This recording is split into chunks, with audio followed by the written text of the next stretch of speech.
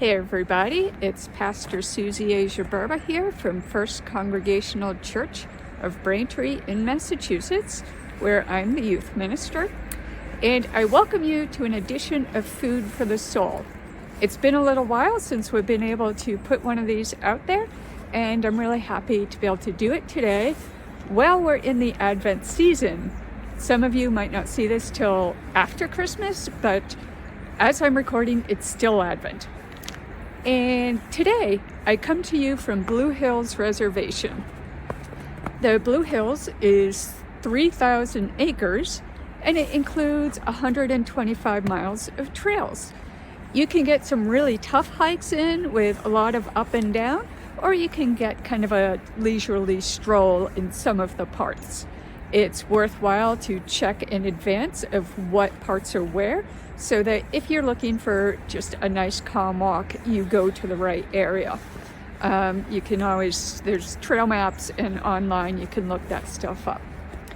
So in the Blue Hills, it's aptly named as there are 22 hills. And many of them are named, and one of them, it's kind of crazy, is named Rattlesnake Hill. That's a little disconcerting. So there are two types of venomous snakes here in the Blue Hills. One is the timber rattlesnake, and the other is the northern copperhead. I have heard it called the eastern copperhead, but I'm pretty sure northern is technically the right name. So these two are venomous snakes, but they are endangered in Massachusetts, and they're really reclusive. They're not interested in us as we're not interested in them, or at least I'm not. The venom of a copperhead is more mild. I mean, it is a venomous snake, but it is on the milder side of these poisonous snakes. And in all the years I've been coming here, I have never heard of someone seeing one. I have seen people sight rattlesnakes, but never any dangerous encounters. So while it might make you a little nervous, it's actually pretty safe out here. Just don't approach one if you see one, of course. So there are, as I said, 22 hills. We are in a moment going to head up one of them, but I will share that in front of me here is the Trailside Museum. The museum is operated by the Department of Conservation and Recreation, DCR, in conjunction with the Mass Audubon Society. It's a delightful small museum. The indoor portion has been closed during the pandemic, and the outdoor portion is still open, but only on Fridays and Saturdays. You do need to make a reservation online before coming. And the animals that are in this outdoor exhibit have all been rescued, and they're animals that can't survive in the wild. So it's an opportunity for us to see some up close and allows those animals to be protected. And I can tell you, there's a snowy owl there, really delightful bird. And this is the headquarters. I can kind of see one of the animals. The headquarters of the Snowy Owl project that we have here in this area. That's something you can look up online at the massaudubon.org website, read a little bit about. So there's a gentleman, I'm sorry I don't know his name, that heads that project up here in Massachusetts, and they do some research. They tag the owls with little chips so that they're able to follow the migratory habits of these owls, and they're really just a beautiful and delightful creature. So that's a little piece about the Blue Hills, and we're gonna now head right up here and check out what's at the top. Come along.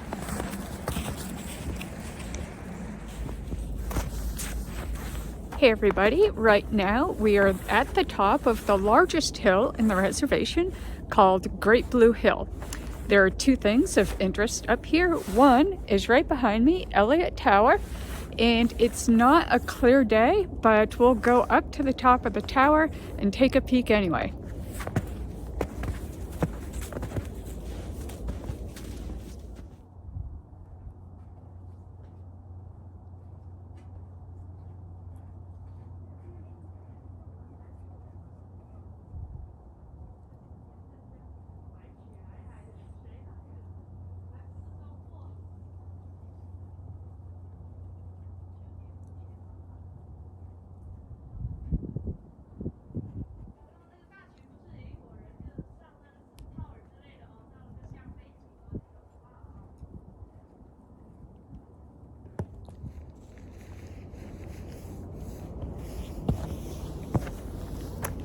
As I said, there are 2 points of interest here at the top of Great Blue Hill, and this is the more exciting of the two.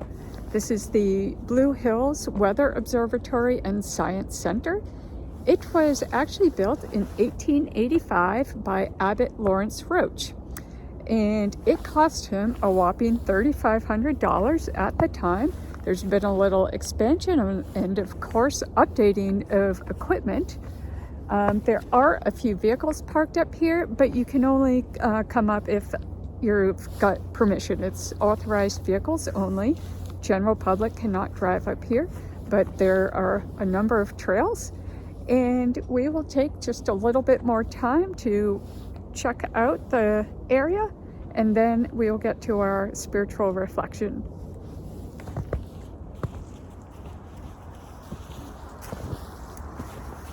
All right, here we are for our last stop at Blue Hills, and behind me is Houghtons Pond. There is swimming here during the summer, but no skating during the winter. At least that's what they request. Hopefully people abide by those rules. Now, by the time this video goes out, it'll just be a day or two till Christmas. While I'm recording, it's a little bit more than that. But given that we're in Advent, I am going to do an Advent reading. And Christmas this year, obviously, is a little different. And there's negative sides to that difference, but there's also a positive side, and that is it creates an opportunity for us.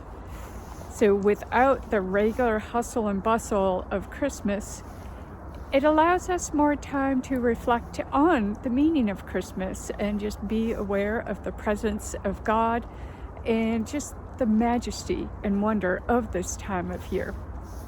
And so I'm going to read an Advent devotional. It is from its devotional book, Draw Near, put out by the UCC.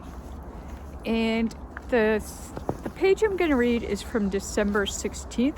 So those of you who have this Advent journal, I won't be spoiling anything and jumping ahead.